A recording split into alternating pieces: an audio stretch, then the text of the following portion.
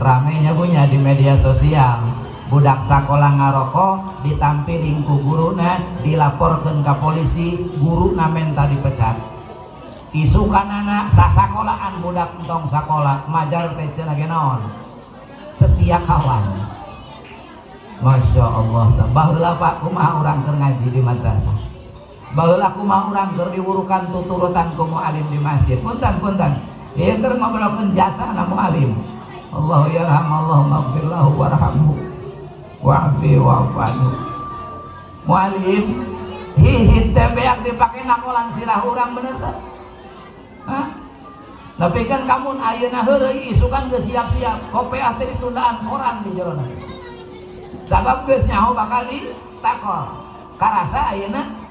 naon tapakna bisa maca yasin bisa maca Quran tisaha eta tur mah geus aneh peletak walamun ayeuna geus bahaya eta kala labur ongkoh jeung mualimna bakal ditewak ongkoh nya ingat guru abdi nuju ceramah di Al-Mujahidin kapungkur Kang Haji Mamun keur abdi lengoh keneh eta bujangan Bang Nur eta mah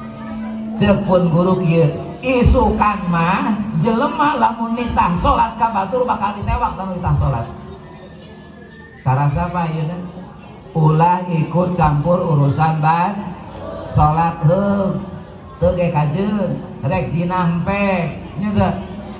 arek mali empek aya hak asasi manusia rek dibawa ka mana ieu alam dunya lamun geus kitu